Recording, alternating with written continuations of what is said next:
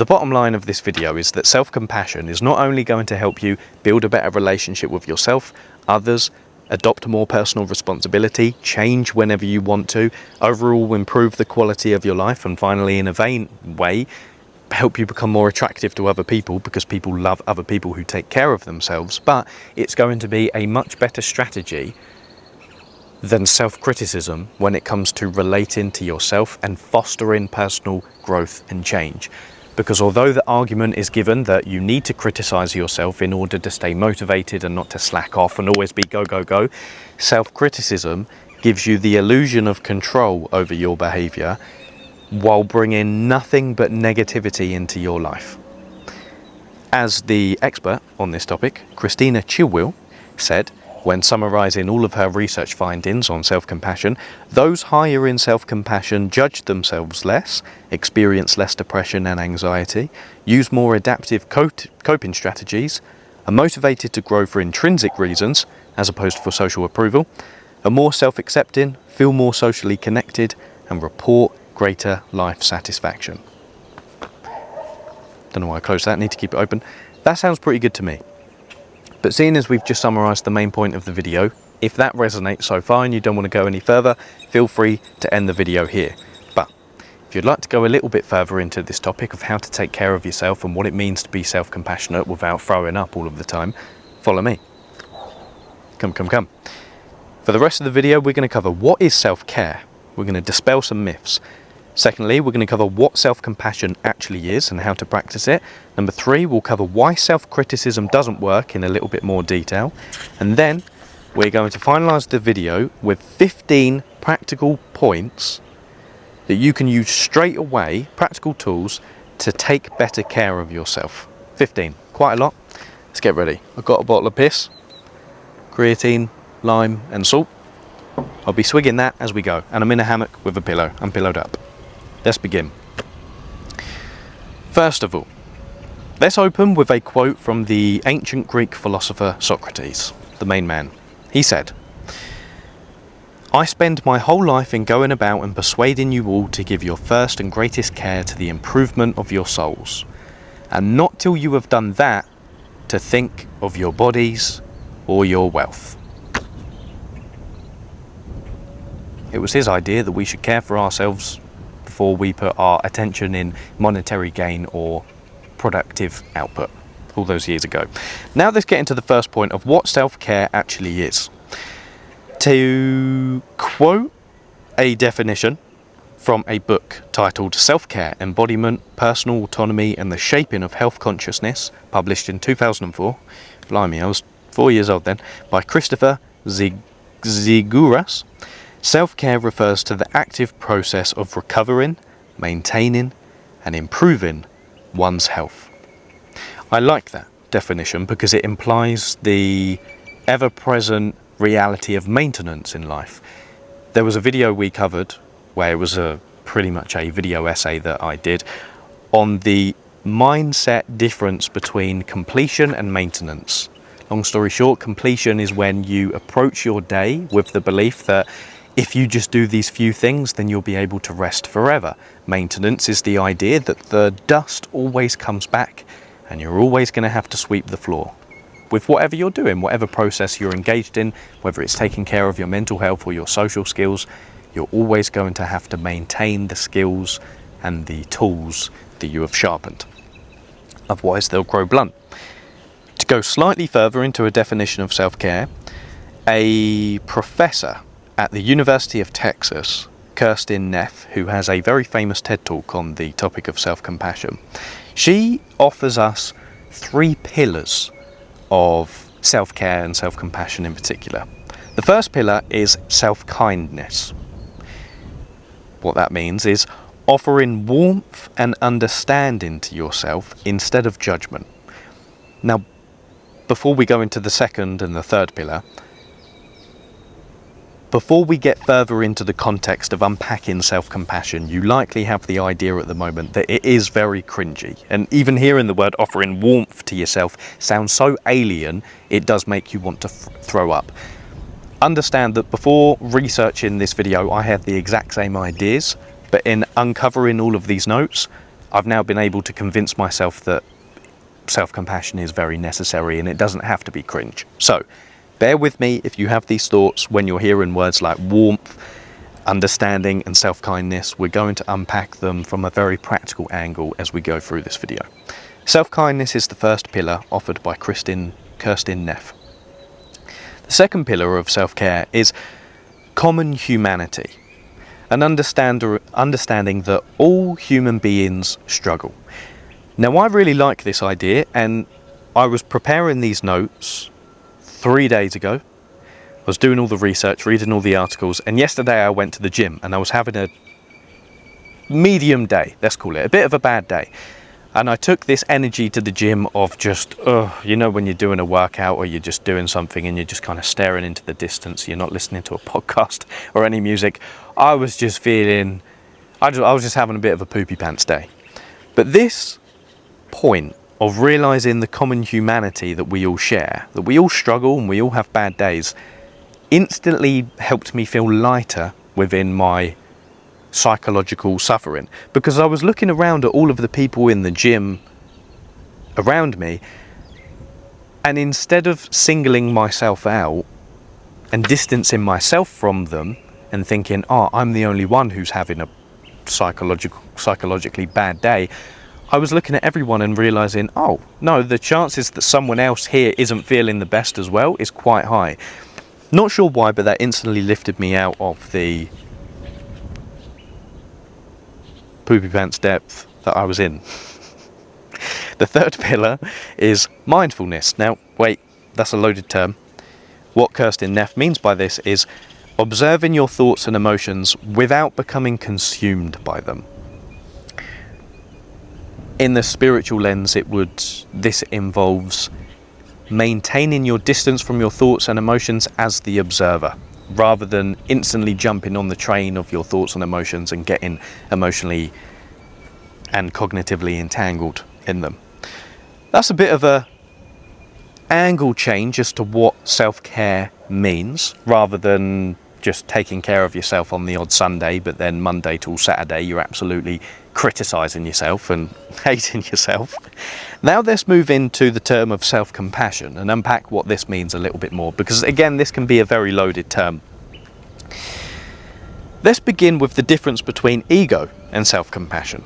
What I've found is that the voice of ego will sound somewhat like this: achieve more, do more, and then you'll be worthy.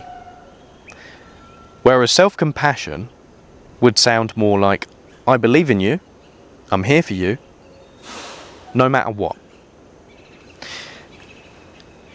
But to go further, here's a new definition of self-compassion, rather than just giving yourself the instructions of treat yourself like your own best friend. It's well-meaning advice, and I know there's a very famous chapter in Jordan Peterson's book, 12 Rules for Life, treat yourself as if you are someone you are responsible for. I believe it is that chapter. I love that book. But I found that besides deepening into a chapter in a book such as that, where you get more instructions as to how to treat yourself like your own best friend, normally when people give you the advice of, just treat yourself as if you are your own best friend, it's very vague. And it's almost as useful as me sending you water in an envelope. We need more specifics. So, a more specific definition of self-compassion could be, self-compassion begins by recognizing when you are suffering. So in essence, self-compassion is a healthy response to suffering. Now I like that, because in order to become cognizant and to recognize when you are suffering, you're automatically going to have to do so without judgment if you want to recognize that you're suffering.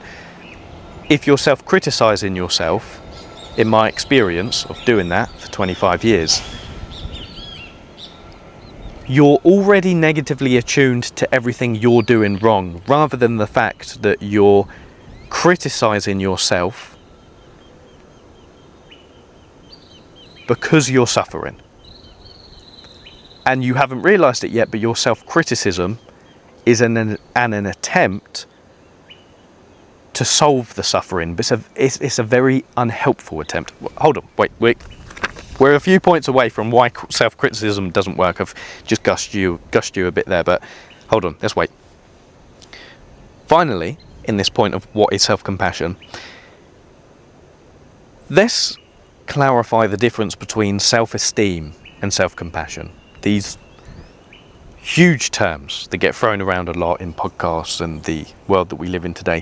First of all, self-esteem is when you feel good due to your ability to do something, and it largely involves you comparing yourself to other people. For example, yes, I passed the test, that means I'm better than most people. Your self-esteem largely rises when you are playing a form of a status game. When your ability to do something is better than other people, and you can see that it's better than other people, so you rise in the social hierarchy. For example, being a YouTuber. It's very easy for you to, if you are a YouTuber, it's very easy for your self-esteem to be very volatile. Or saying that, if you do anything in which a number can easily dictate your level of success in something, the amount of money you make, the amount of views you get, the amount of likes that you get, the amount of people who comment on your things, that can set you up for volatile self-esteem because you can't always control. For example, I can't always control the amount of views that I will get on a video. So what I've had to learn over the last 6 to 8 months is how to take my self-esteem out of the views I get on my video and place it in a more stable place, so when the views decrease, potentially, my self-esteem doesn't wobble all over the place and I'm not left in a place of psychological insecurity. But the flip side of that is when a video does well and I upload it once a week, I feel really good. And the views are going great and I'm like, oh, it's a really good performing video. My self-esteem skyrockets, and that lasts for about 2 days until I realise, oh God, I've got to do it all again. And not only do it all again, but this time try and get more views than the last one. Otherwise, if I don't, my self-esteem is going to be low. If I get 100,000 views in this video, but then the next video gets 10,000 views, it's like, oh, self-esteem has dropped. That's a quick example of how self-esteem can volatilely manifest in your life. So self-esteem increases or decreases in your comparison to other people in a status game. Self-compassion, on the other hand, involves caring for yourself regardless of your abilities. And it would sound like, yes, I passed the test, and that's a testament to all of the hard work that I put in. If you failed the test, it would be, oh, okay, I failed the test, I did try my hardest. This doesn't define how I see myself, this is just a moment in my life. Somewhat like that. You're not taking an action that you have done as a definition of your whole being. You're understanding that even in the face of failure, you still care for yourself and want the best for yourself. That is self-compassion. In summary, self-esteem involves or is related to the outcomes in your life. Self-compassion is involved or relates to the processes in your life. Point number 3. Second to last, or no, this is the last point before we get into the 15 practical points and how to take excellent care of yourself. Now let's cover why self-criticism doesn't work. Okay, first of all, why do we criticize ourselves? It's an evolved strategy to help you stay part of the group. It's a socially evolved mechanism, essentially.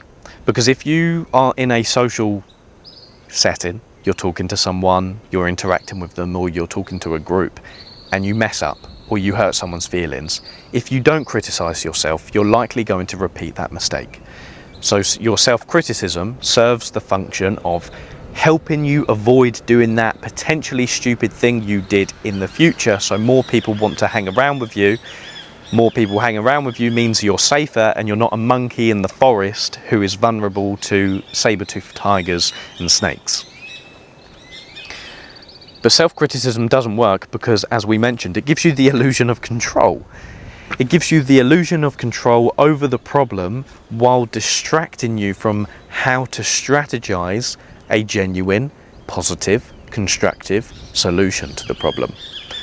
Lastly, it doesn't work. I hope the birds aren't too annoying, by the way. There's loads of power. This is the forest. The beach is there. I'm in a place called Puerto Morelos. So there's a load of birds flying around. There was a bird sat, perched, right up there, about to open its backside and release its breakfast onto us. But I had a little chat with him and I said, going to be recording for the next few minutes. Do you mind? And he said, yeah, no worries, mate. I'll be off. The final reason why self-criticism doesn't work is because punishment isn't as powerful as positive reinforcement. Now, coming into this video, you might have already had some criticisms of self-compassion, which is the opposite lens to self-criticism. You might have thought, you know what, I'll give this video a go, but deep down, self-compassion it's just not for me. Or, aren't people too soft on themselves these days? Like, hey, why is everyone talking about self-love and self-care and being kind to yourself? That's part of the problem, right? Or, I need self-criticism in order to motivate me. And finally, you might have thought, if I'm self-compassionate, won't I just lay on the sofa and eat ice cream all day? But here is my primary challenge to all of these ideas. If self-criticism is so useful, why haven't you changed yet?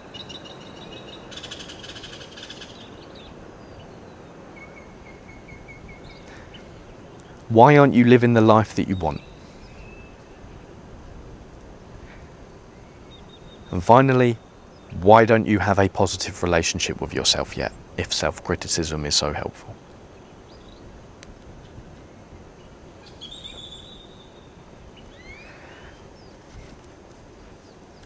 I'm being provocative on purpose just to demonstrate this point that self-criticism is nothing more than an act of violence towards yourself.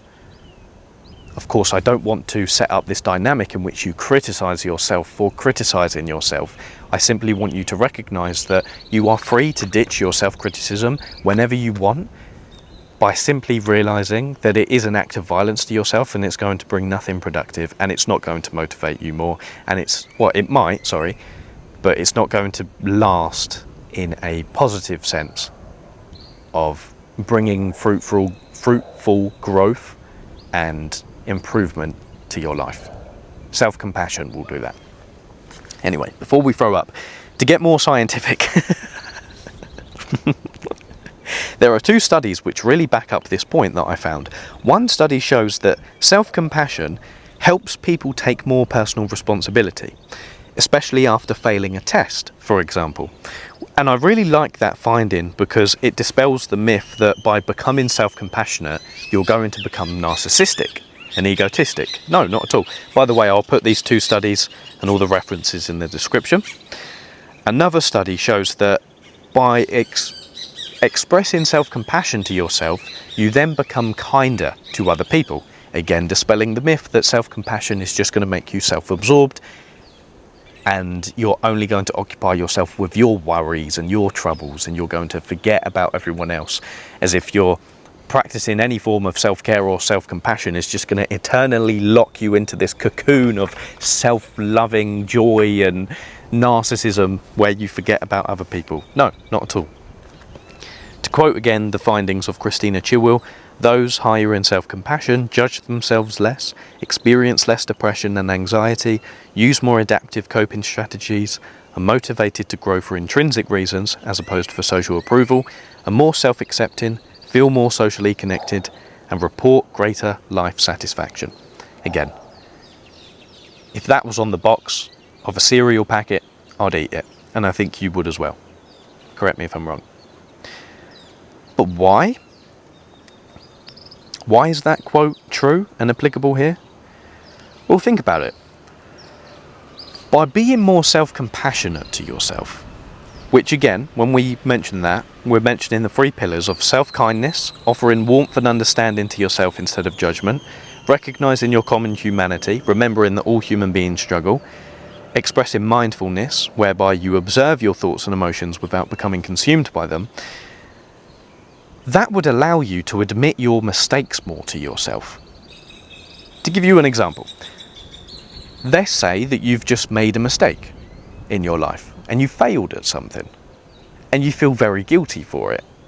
Who knows, maybe you went to a social gathering and you spilt milk all over yourself and you completely fumbled a date by asking the wrong questions and you just made the interaction very awkward and you feel horrible. Or you've relapsed into an addiction that you promised one of your friends you would never do again. Okay, quick thought experiment. Would you rather admit that mistake to a warm friend who's going to offer you understanding and compassion, or would you rather admit it to someone who is extremely harsh and critical? It's exactly the same with yourself.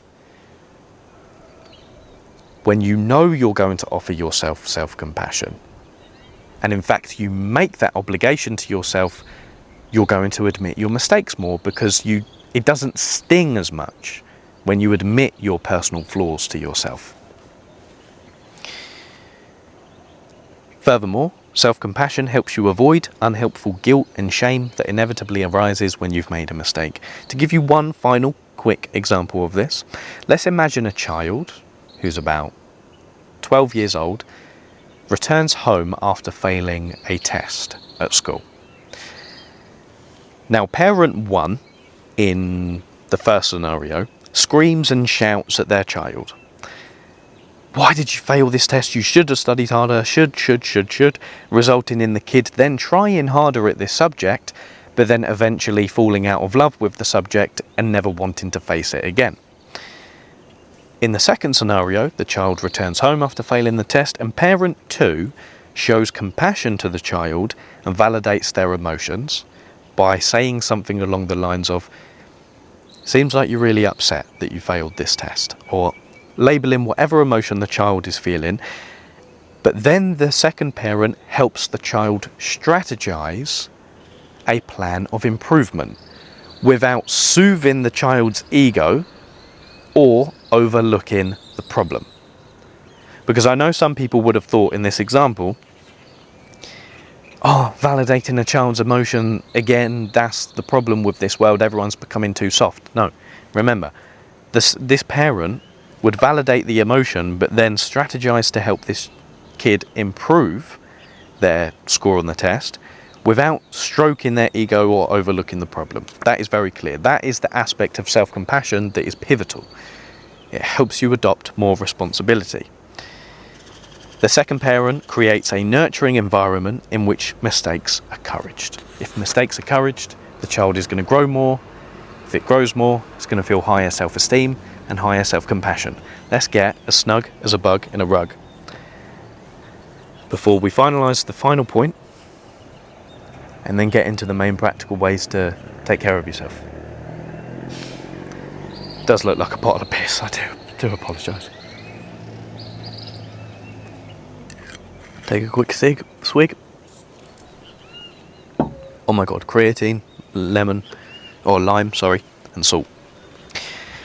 Finally, the main point of this opening section of the video is that you can fuel yourself with self-compassion or self-criticism. Both of those fuels are going to get you moving. 2 parrots. Both of those fuels are going to get you moving, but self-compassion is going to last longer and it's going to be more beneficial. Finally, a study showed that self-compassion, expressing it towards yourself, either thinking, doing an exercise like we're going to cover, releases oxytocin, the neurochemical that is responsible for your feelings of warmth, usually released when you hug other people or when you engage in sex. You're not shagging yourself in this context, but it helps you feel warmth towards yourself, self-compassion. Self-criticism, on the other hand, triggers your threat-detecting amygdala and releases cortisol. Cortisol is the stress hormone. It is that hormone responsible for your heart rate increasing. It's essentially what makes you slam your foot on the accelerator and the brake at the same time, only leading to burnout and droopy eyes. The amygdala is the part of your brain that is responsible for detecting threats in your environment. If you want to trigger it, just be more self-critical. Okay, righty-ho. We've got 15 points to finalise this video with now. And we're going to go to the self-compassion gym. Because what we've spoken about so far is the philosophy and the definitions of self-compassion. But what we need now is the practicalities of how to incorporate it into your life, after you now understand the benefits of it, rather than being self-critical. How to take care of yourself? Well, like I said, we're going to go to the self-compassion gym. Now, going to the gym, if you have experience in it, great. If you don't, also great. Going to the gym is hard if you're unsure about whether you're going to see results or not. So too, practicing any skill is hard if you don't know whether you're going to see results. It's exactly the same with incorporating more self-compassion into your life. But with all of the points that we've covered and all of the studies that we've mentioned, I can guarantee you that you are going to see positive results in your life by being more self-compassionate. And remember, you're not going to become a lazy slob sat on the sofa doomed to eat Ben and Jerry's. Very much the opposite. These 15 points, practicalities of how to become more self-compassionate, are split into two sections. First of all, as very characteristic of this channel, we're going to begin with some points of introspection that you can do even now by pausing the video and working on the exercises as we go along, or you can do these exercises in your own time. And then we're going to finalise with some more nice creative ways to build self-compassion and take care of yourself. First of all, let's get into it. Part 1 of introspection. Number 1, analyse your current beliefs of self-compassion. And in order to do so, I've got a few questions for you. Question number 1. What have other people told you, either through words or actions, about self-compassion? Did parental figures in your life practice compassion? If so, did they include themselves within their sphere of compassion? What do you believe would happen if you were self-compassionate? What do you think would happen if you let go of your harsh self-criticism?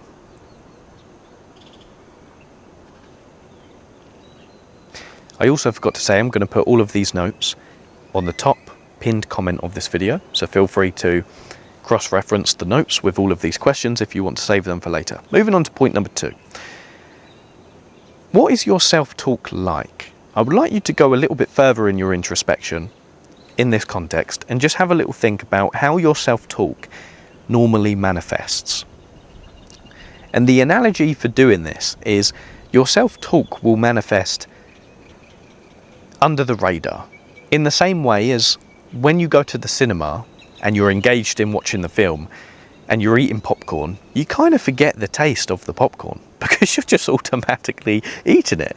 It's the same with your self-talk. It goes under the radar because you do it so much. But I would just like you, throughout the day, maybe even now, or the next time you find yourself criticising yourself, I would just like you to take a quick step back for 10 or 20 seconds and just ask yourself, if I could imagine my self-talk right now as a person, what would they look like? And maybe paint an image in your mind of how your self-talk would manifest, to give you an idea of whether that image would manifest as a positive image or a negative image. There could be grey areas. It could be a mixture of both positive and negative. There could be a few voices fighting within you. But I would just like you to become a little bit more cognizant of how your self-talk manifests most of the time. Tip number 3 for your introspection on how to become more self-compassionate is, right now, later, or when you're experiencing a particular distressful event, or you're going through something, write a letter to yourself from the perspective of a loving, caring friend. So you imagine you're dealing with something, you've just broken up with someone, you've received a horrible text message, or you're about to have a really tough conversation, or you need to start going to the gym, whatever it is that you're feeling critical towards yourself about. Simply ask, what would you say to a younger version of yourself who was feeling this way? You can speak to yourself out loud about that prompt, or go as far as to write a page or a brief letter towards this younger version of yourself.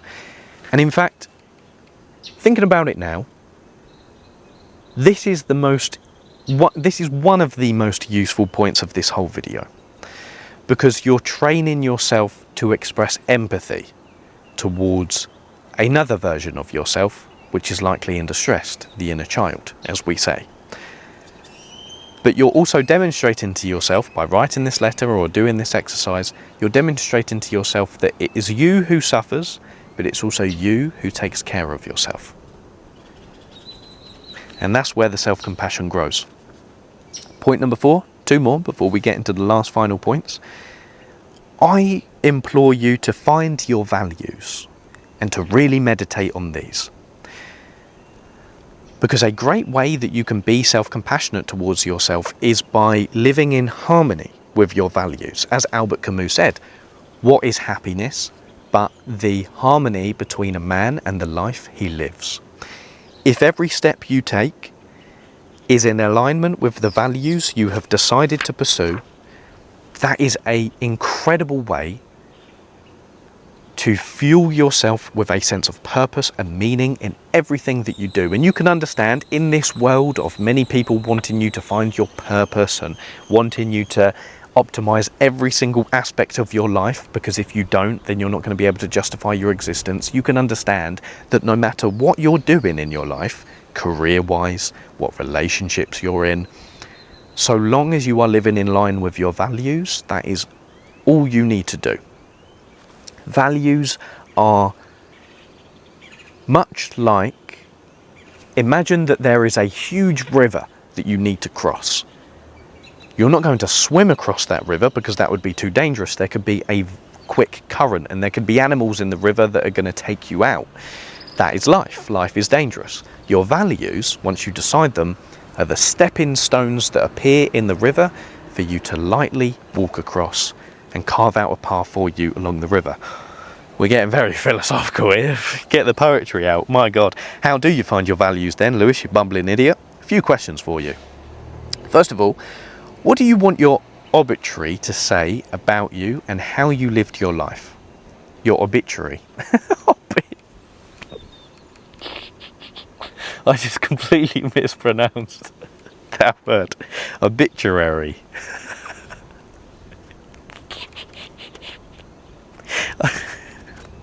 Do you know what? Ever since I was young, I could never pronounce the word regularly. And apparently this word, I can't pronounce this word neither. What do you want your obituary to say about you and how you lived your life?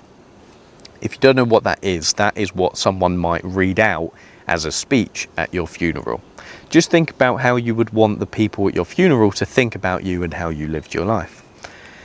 Or, if that doesn't really make sense, imagine that on your tombstone you had to write a summary.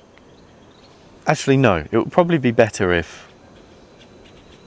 Okay, imagine on your tombstone, when you die, someone very close to you, you can choose who, had to write a summary for your life and how you lived it.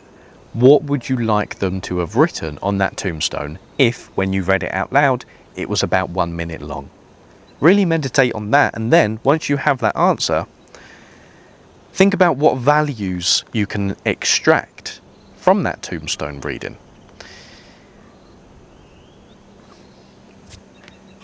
There's a quick exercise you can do if you don't want to write that down. You can imagine that you're 90 years old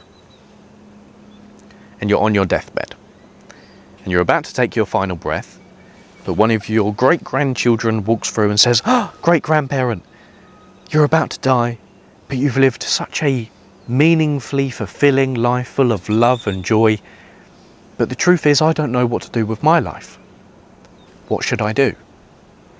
And your instinctual response for the duration of 1 minute to that question is what you should do for the rest of your life. And that's where you can extract all of your values from. Values might sound like enthusiasm, love, mental health, family, listening, rapport with other people, discipline, courage, playfulness, wisdom, just to give you some ideas. A few more questions to help you find your values. Now reflect, after you've extracted your values, in what ways are you not living in line with these values? Again, this isn't permission to criticize yourself. This is permission to strategize how to live more in line with your values. Nice, still got battery. Then ask, what do you need to do in the short term and long term to align yourself with these values? And finally, if you want to go a little bit deeper in this topic, I'm going to put a link to Mark Manson's 4-hour-long video on values. It is the only video you would need to watch in terms of how to, in order to learn what values are, how to uncover them, and more importantly, how to live more in line with them. If you'd like a video from me about values, then I'll put another link in the description to a video that I've done. If you'd like me to talk more about it, then feel free to let me know in the comments. Find your values. How can you tell you're living in line with your values? Well, you'll be fueled with positive emotion rather than negative emotion, to put it bluntly. Point number 5, the last point in the introspection section. Realise even those who argue against self-compassion practice it. Now, this is a bit of a risky point, and I put this down quickly last night as I thought about it, even though the notes were done. Online, you likely hear, specifically in the manosphere, in the masculinity space, again, it's important to criticize yourself, and having a negative relationship with yourself is championed and celebrated. It's almost as if the person who hates themselves more is seemingly going to get more done. But even the people who argue that flat out still practice self-compassion when they do things like going to the gym, eating well, being disciplined, being courageous. That is the utmost act of self-compassion to yourself, especially discipline. So you can see a contradiction within the person's words and their behaviour, because if they truly believed that any act of self-compassion was bad, then I'm not being funny, but why do anything then? The mere fact, why take care of yourself in any way? The mere fact that these type of people go to the gym, I'm talking about the hustle, masculinity bros, you know? The mere fact that these people are so disciplined proves their point that they are expressing self-compassion to themselves, because on the days where they feel bad, the voice within inside them says, okay, let's go to the gym to exercise these emotions. That's compassion towards yourself. Probably need to flesh that idea out a little bit better, but I just wanted to add that in. Now, let's finalize this video with the final 10 points in terms of how to express self-compassion and care for yourself. Point number 1 is natural versus unnatural desires. This is touching upon the work of the ancient Greek philosopher Epicurus. In his letter to Monesius, Epicurus, about 2,000 years ago, divided desires into 2 main categories. Number 1, natural desires, and number 2, unnatural desires. And he said, he who has a clear and certain understanding of these things will direct every preference and aversion towards securing health of body and tranquility of mind, seeing that it is the sum and end of a happy life. What he meant by natural and unnatural desires is, for example, an unnatural desire is smoking cigarettes. We didn't evolve to smoke cigarettes. Eating is a natural desire. We evolved to satisfy the craving of hunger. He then went on to say, Epicurus, what is good is easy to obtain. This is a great way to care for yourself because you can understand that anytime you're engaged in a natural desire, which is an satisfying hunger, satisfying thirst, satisfying your need for social connection, satisfying your need for purpose, let's say, any desire that isn't satisfying one of those needs is very likely unnecessary. And you can understand that any time that you are overeating, emotionally eating, engaging in an addiction like drugs or alcohol or smoking cigarettes, those actions as well are acts of violence towards yourself because they're unnatural desires. And you're overindulging in desires that you didn't evolve to satisfy. That idea probably needs fleshing out a little bit more. Do forgive me, but pursue natural desires, get rid of unnatural desires. Point number 2 is cook for yourself. When I'm feeling down and when I'm feeling not at my psychological best, one thing that I love to do is just go to the supermarket and buy food that I know is healthy. Whether it's red meat, avocados, bananas, mangoes. Sometimes I love to buy salmon because I know it has a lot of omega-3 fats, which are really good for your brain. Any food that I know is going to help cure for my neurology, I love to do. I love to eat. For example, walnuts, dark chocolate, blueberries, salmon, like I said. There's this type of salad that we have in the UK called slug's lettuce. No, not slug's lettuce. Lamb's lettuce. And it contains a lot of omega-3s and omega-6s as well, which are really good for your brain.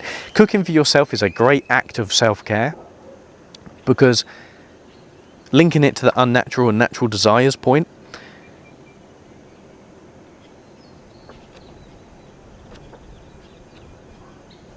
overindulging in high fatty, sugary foods, again, is not caring for yourself, but taking the time to go and collect food from a supermarket, bring it back to your home and then cook it in a kitchen and then care for what is going into your stomach is not only caring for yourself now, but is caring for yourself 6 hours from now, a day from now, and 2 days from now, and a week from now, when that food is fully digested and your body is reaping the rewards of all of the nutrients and minerals from that food. Yeah, cook for yourself. The sun is now rising, so it's getting a bit hot. Do forgive me, I'm going to have another swig of piss.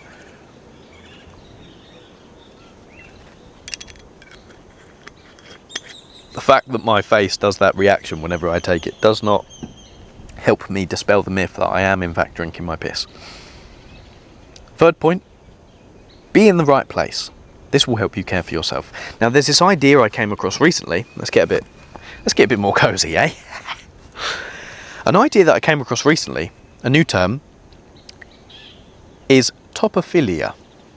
Don't worry, it's not related to its close cousin. You know what I'm talking about. Topofilia means a love for your environment. Ooh. And I was reading this article from a professor called Ashley Krause, who is a PhD student studying the psychology of well-being and place at the University of Florida. And his work goes into this topic of, or this new concept of place authenticity, whereby your environment that you live in aligns with you, your values and yourself spiritually, let's say. And this is a great way to foster psychological well-being and growth and meaning, simply by being in places that you love and that you enjoy. For the longest time, I have felt this spiritual guilt that no matter where I am, I should be having a good time, because it doesn't matter where I am. What matters physically, what matters is where I am spiritually. Now, it doesn't have to be either or, that idea, or the opposite. The grey area is, yes, it matters where you are psychologically and spiritually with yourself, regardless of your environment. But my God, can you please accept that the environment that you're in is so incredibly important that you might as well take care of it and choose the environment that you're in. Now, this is a great way to live a meaningful life because the environments in which you put yourself in reflect your values, and they also give you more or less opportunities to live in line with your values. For example, you could find a local cafe or a local bookstore which offers you the opportunity to live in line with your value of tranquility and stillness, because those places are like safe havens for you. Since being here in Mexico, I've realised that what I need from my environment in order to live in line with my values is pretty much 4 or 5 things. And my values are discipline, courage, playfulness and love. What I need is a pull-up bar. That is pretty much it. Ideally a gym as well. People to socialise with. A supermarket, obviously, to cook nutritious food. Salsa classes for the playfulness aspect. A floor to sleep on. And temperature slightly sunny, let's put it. That is pretty much what I need from my environment. And since I've understood that, my options of where to live have expanded. And I find more peace wherever I go, as long as I tick those 4 or 5 things off the list. So I'm going to put a link to Ashley Krause's article in the description if you want to go more into this topic of topophilia. But a great way to care for yourself, like we've said, is curate your environment so it reflects your values and casts votes in favour of you living in favour of you living in line with your values. Number 4 is befriend your inner critic. Instead of seeing your inner critic as an enemy, see it as a person inside of you, with their own voice and their own needs and their own wants. And in those moments of self-criticism, you can ask yourself, why did my inner critic show up and tell me that right now? What emotions is my inner critic trying to get me to focus on? And is my inner critic worried I'm in danger? Remember, don't criticise yourself for criticising yourself. Simply ask, what does your inner critic want you to know? Find the fact of the thought. Because I really like that question. What emotion is my inner critic trying to get me to focus on? What that might sound like is self-talking to yourself. Thanks, inner critic, for calling my attention to the fact that my to-do list isn't done today. I know you're telling me I'm pathetic, but I know you're also telling me to notice my worry that if I don't get my to-do list done, I'll fall behind on my work and not pay my bills. Do you know what? Thanks for that. It's time to problem solve and get those bills paid. That's what initial acknowledgement of what your inner critic is trying to get you to recognise looks like, and then finalising that thought off with productive strategy. The 5th point is replace judgmental thoughts for factual ones. Relating to that last point, let's say that you're having a conversation with your boss and you ask a really personal question that he doesn't react well to. Your inner critic is then going to attack you with the thought of, oh my God, I'm so nosy. Why do I always ask such personal questions? I shouldn't even talk to him. That's a very emotional, judgmental thought. A factual thought would be, oh, I asked one question about my boss's marriage that in this moment I wish I hadn't asked. You observe exactly what you've done and you observe how you feel towards it. Because if you follow the line of thought of the judgmental thought, I'm so nosy, I shouldn't have asked that. I shouldn't have asked my boss such a personal question. What's the result of that? You're going to avoid speaking to your boss, of course, because you've now labelled that as an embarrassing environment for you to enter in. Maintaining the relationship with the factual thought of, I asked one question about my boss's marriage that in this moment I wish I hadn't asked. You'll still talk to your boss, but you'll just avoid sensitive topics. You see how that is much more practical in the sense of giving you information of how to approach a situation better in the future or not.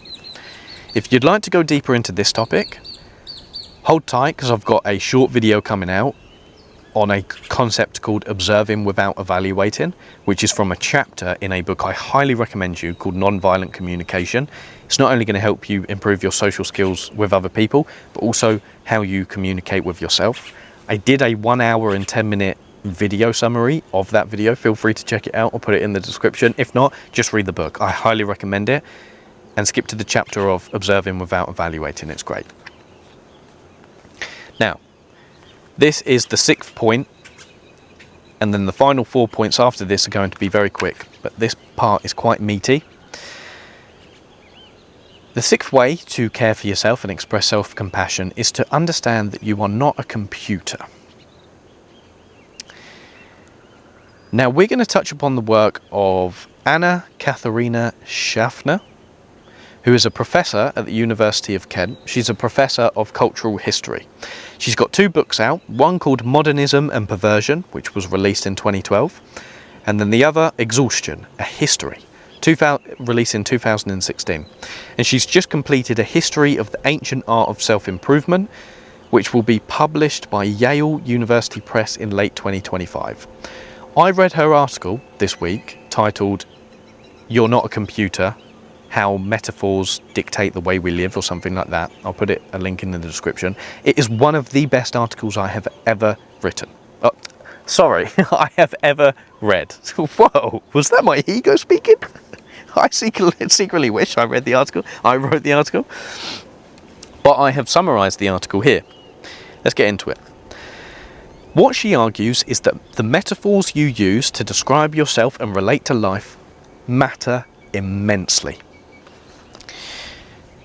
And by the way, she's a professor at the University of Kent, which is where I'm from in the UK. Woohoo! I've got a few quotes for us to unpack from her. She writes, the dominant technology mind metaphor of our age is mind as computer. We're warned of cognitive overload and advised to switch off more to recharge our batteries. But we're not machines. We're biopsychological organisms embedded, embodied and encultured, developing in constant feedback with our surroundings. If we become too entangled in computer mind metaphors, our imagination will suffer. We'll trust that we can be repaired by external technological magical interventions rather than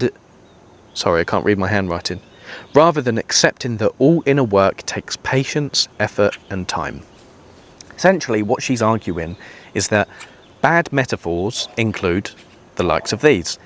You have an emotional bank account, or your mind is a computer that you can recharge. Self-care is an investment that you have to make. She goes on to explain why.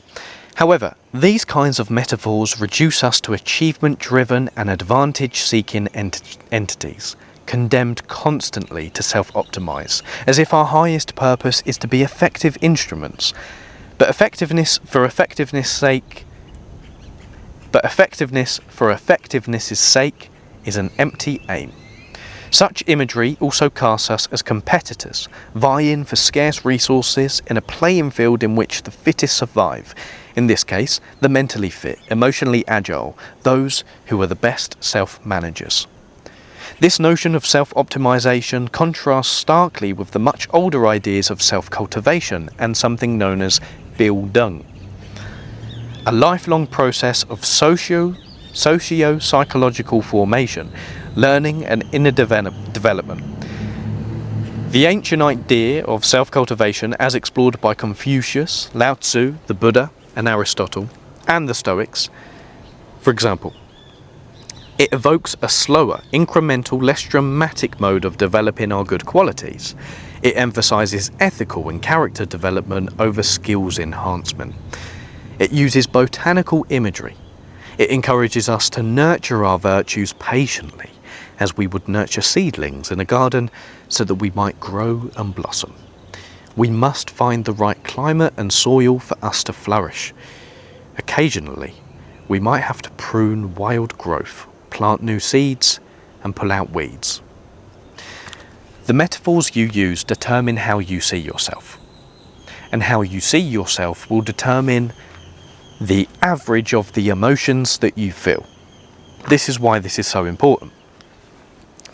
Finally, 2 more quotes. Yes, from her. Most importantly, the metaphors you use disclose whether we think of ourselves as part of a wider social community with shared aims and obligations, or as lone fighters in a hostile environment out there to secure a personal advantage. Just think about the prevalent metaphors in our day and age. Lock in. You just got to lock in. Think about that. You got to lock yourself in a room and just be completely devoid of social community. You got to fight. What other metaphors are there? This is why I need you with me to just bounce these ideas off. The metaphors of, well, again, she laid them out. I don't know why I'm trying to challenge myself to think when they're already there. The emotional bank account, the mind as a computer, self-care as an investment, casting ourselves out as lone survivors in a world vying to compete for scarce resources. Finally, she concludes, Kaufman and others remind us, Kaufman was another philosopher, Kaufman and others remind us that our ultimate aim is not as I'm getting dehydrated. Kaufman and others remind us that our ultimate aim is not a hero's journey into the dark regions of our psyches where we might slay the monsters and return with deeper self-knowledge. Rather, as Seligman wrote in his earlier book, Learned Optimism, the self is a very poor site for meaning. He urges us instead to seek purpose in the quality of our relationships and in contributing to a community. After all, as the mythological scholar Joseph Campbell similarly pointed out, the archetypal hero's journey should be the wisdom and power to serve others. We should pay more careful attention to the imagery we use to talk about our inner lives, and be less tolerant of metaphors that cast the self as a broken machine, an entrepreneurial entity, or as a lone fighter in enemy territory. I hope we can begin to create different kinds of metaphors that emphasize our connectedness, comparing us to bees, for example, to threads in a multi-layered fabric, or to tiny multicolored mosaic stones, each unique and distinctive, but together forming a beautiful work of art.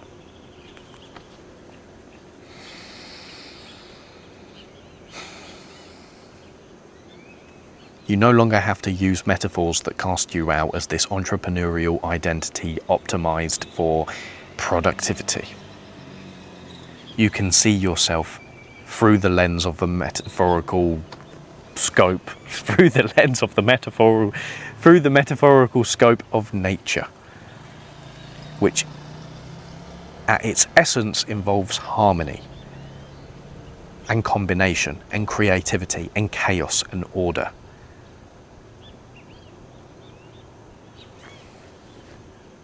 Such a beautiful article that she wrote.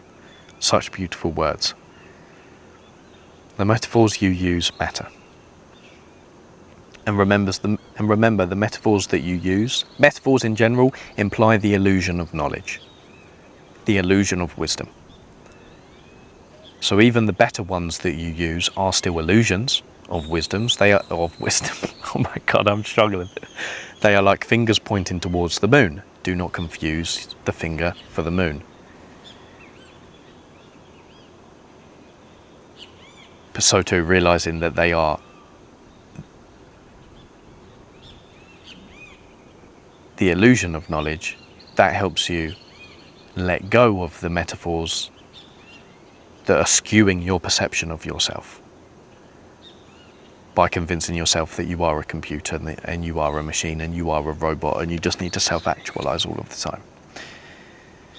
If you'd like me to go a little bit further into that, then feel free to let me know and I'll do a video on it. A few of the final points now, let's rattle these off. Great way to care for yourself is to set do rather than don't do goals. It's very easy to tell yourself to not do something. That's an avoidance goal rather than a do goal, which is an approach goal. Bottom line here is, don't goals are very hard. You're not going to be able to follow them. If you have a dog or an animal, telling it to not do something is extremely unhelpful. You have to instruct it on what to do. So anytime you find yourself saying, oh, I need to stop doing this, I need to stop smoking, I need to stop drinking, I need to stop watching porn, you're setting yourself up for failure from the get-go. Anytime you frame yourself or catch yourself saying don't do something, just replace it for a positive action to move towards something you're going to replace this unhelpful action for. Point number 8, unfollow people who make you feel insecure or who make you change your desires. Goes without saying, no matter how, listen, you can watch content from whoever you want, but you cannot escape the reality that this person's desires, opinions and beliefs and wants are going to influence your life, no matter how sure of yourself you are. So consume carefully. And just burn the bridge. If someone's making you feel insecure, don't try and manipulate yourself into thinking, oh, but I should always be secure within myself and other people's actions shouldn't influence me.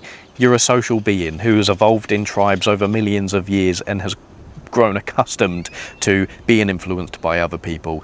So when you see other people online, they're going to influence you. If they're making you feel insecure, just unfollow them. Number 9, 2 more.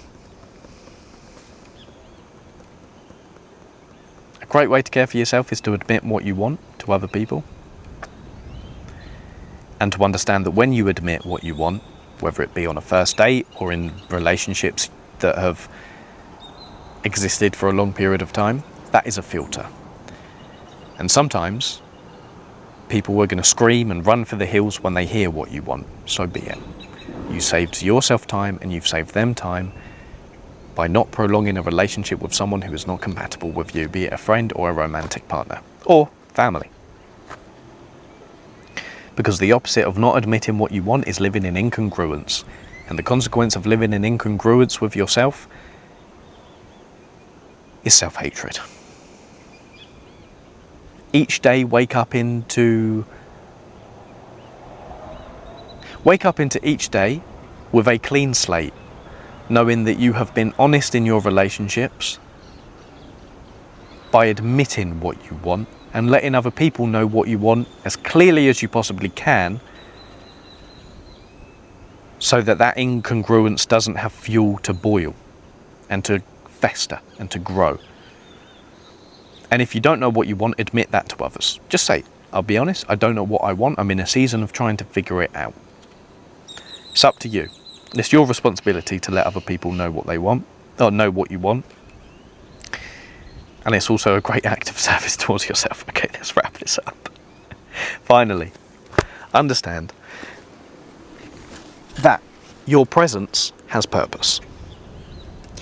A little philosophical mindset shift that I'm going to leave you with is this. Your presence has purpose. No matter where you go, no matter what social situation you find yourself in, you have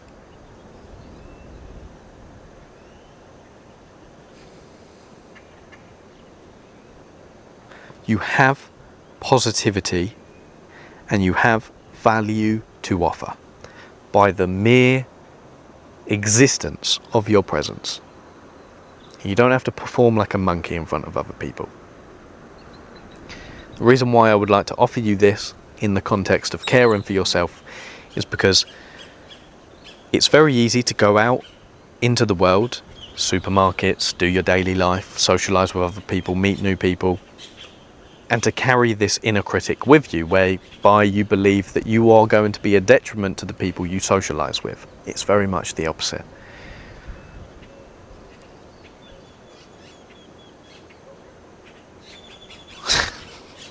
Okay, 1 second. Let me gather my thoughts.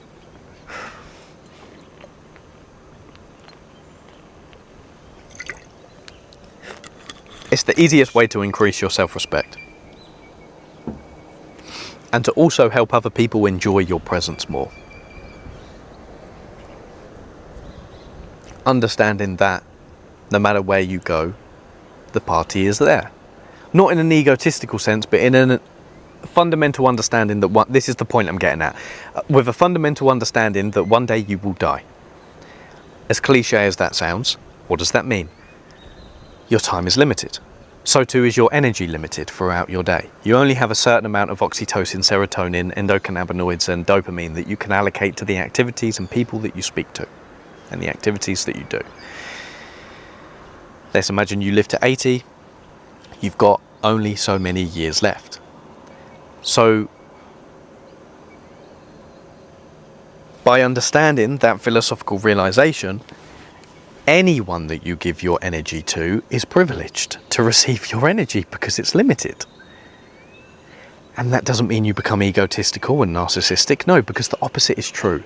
Anyone that gives their energy to you is gracing you with their presence and gracing you with a finite resource. In the same way as if we're walking through a desert and it's scorching hot and you don't have any water left, and I say, do you know what? Take this.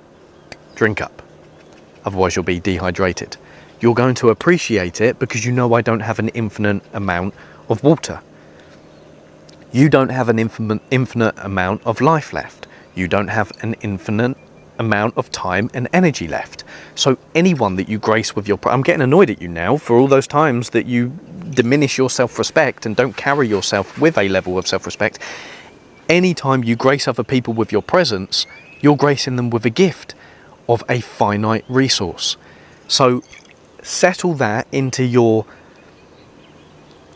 social understanding and mindset and awareness, and carry yourself with a slight bit more of self-respect. If you're going on a first date with someone and you feel incredibly nervous and you feel like you're putting this person on a high pedestal, understand this realization of your presence has purpose, and realize that this person is going to be graced by your presence today because you could be doing anything else. You could be spending your time with an infinite amount of people, but you're choosing to spend your time and energy with this person. So they're going to benefit from it. Again, this isn't egotistical or narcissistic because the same is true in reverse. You're going on a date with this person, they're gracing you with their presence because their time and energy is limited. You are a walking gift. Allow yourself to realize that. And allow yourself to just increase your self-respect as a consequence of that realization. Your presence has purpose. You don't need to perform like a monkey in front of other people. Okay. It's all kicking off. We need to end this video because I'm getting more and more dehydrated as it goes along. Please take care of yourself. That was the longest wink I've ever done. Take care of yourself. And understand that self-compassion doesn't have to be cringy. It can be the greatest gift you ever give to yourself. So begin now. Por favor. Please. Right. Enough waffling. Take care of yourself. Stay disciplined, playful, and dangerous. Adios, muchachos y muchachas.